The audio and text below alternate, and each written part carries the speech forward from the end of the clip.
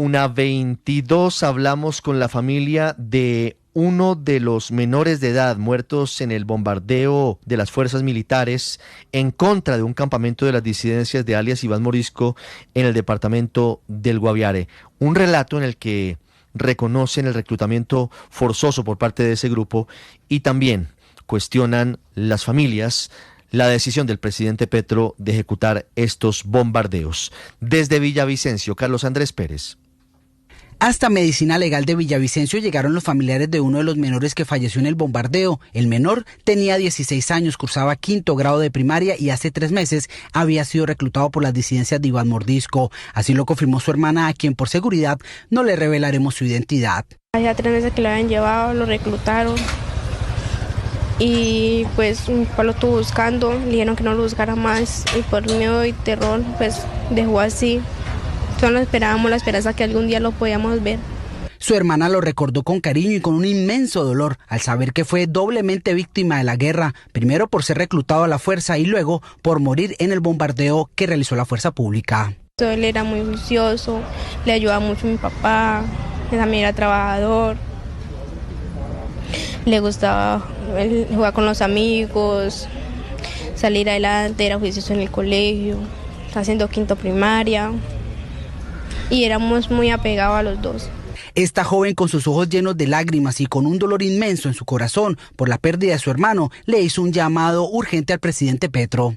Al presidente Gustavo Petro, que él se supone que él cuida, protege a los jóvenes de hoy en día. Y en ese momento él no le importó que murieran tantos jóvenes, a arrebatarles al sueño a unos niños que apenas estaban empezando a vivir la vida. Ella y su familia temen por volver a su hogar, no se sienten seguros ahora en ningún lado y piden ayuda internacional. Carlos Andrés, gracias. Y Blue Radio conoció detalles de la reunión de un ex asesor de la Unidad de Investigación y Análisis Financiero con Diego Marín, alias Pitufo, en Madrid.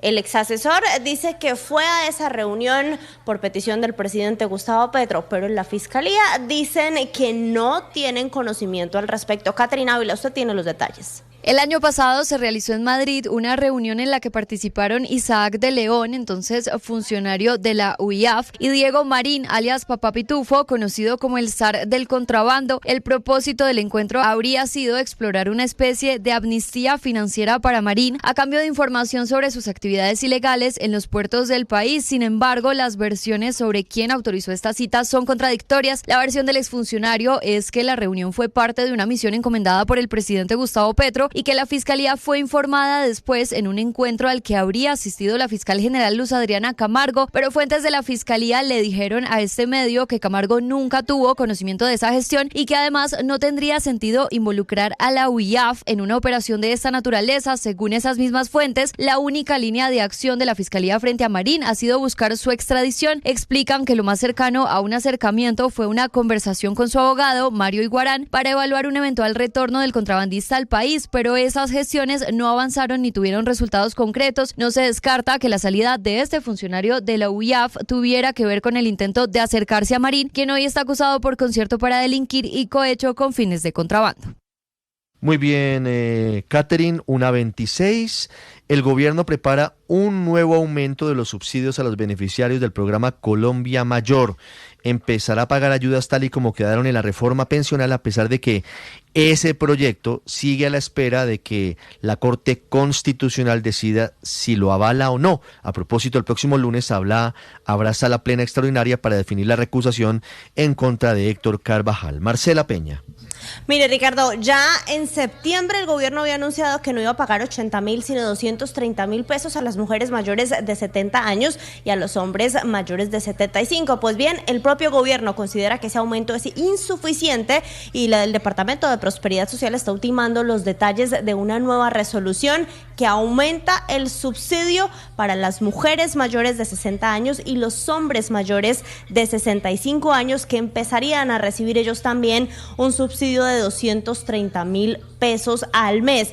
Así se pagaría el subsidio si estuviera aprobado el Pilar Solidario y la reforma pensional, pero como usted lo menciona, la reforma todavía está en análisis. ¿Cuánto nos va a costar esto? Según los cálculos del propio gobierno, estamos hablando de 152 mil millones de pesos adicionales para los pagos de noviembre y diciembre. El año entrante, el programa costaría en total 4,6 billones de pesos y el gobierno considera que está completamente financiado. Lo que no menciona en esta resolución, Ricardo, es que el presupuesto del próximo año tiene un hueco de 16 billones de pesos que nos tiene discutiendo otra vez una reforma tributaria. Sí, es Marcela, 1:27. Hablamos ahora de la negativa que dio el Consejo de Estado a una petición de la Presidencia de la República para aclarar el fallo de tutela que puso límites a las alocuciones presidenciales de Gustavo Petro. Sergio Barbosa. Hola, buenas tardes. El Consejo de Estado negó una solicitud de aclaración que pidió la Presidencia de la República sobre el fallo de tutela que puso límites a las alocuciones presidenciales en canales públicos y privados. En ese fallo, el Alto Tribunal dispuso que estos espacios deberán tratar de circunstancias urgentes, no pueden ser recurrentes, es decir, varias veces por semana, y deben ser limitadas en temas y también en términos de duración. Fue en septiembre cuando el Alto Tribunal le puso freno a las alocuciones tras resolver una tutela de un grupo de personas que denunciaron un uso indebido y desproporcionado de esta figura por parte del presidente Gustavo Petro. Lo que pidió la presidencia en este caso fue una serie de aclaraciones sobre esta tutela y ayer el Alto Tribunal lo que hizo fue rechazar esta solicitud, ya que habían considerado que las transmisiones reiteradas por canales públicos y privados vulneraron el pluralismo informativo y excedieron los límites constitucionales de esta figura. Allí también advirtió el Consejo de Estado que la figura de la locución presidencial solo puede ser utilizada en circunstancias excepcionales y urgentes como desastres naturales o alteraciones graves del orden público. Hablando del reclutamiento de niños por parte de los grupos ilegales, comenzamos este recorrido por el Catatumbo con Cristian Correa. Desde el pasado 16 de enero, esa zona limítrofe con Venezuela vive la crisis humanitaria más grave de toda su historia. Sus habitantes sufren el desplazamiento, los asesinatos que son de pan de cada día, la violencia y el desarraigo. Ellos, la mayoría de sus habitantes, se mantienen firmes en la ilusión de que vendrán días mejores.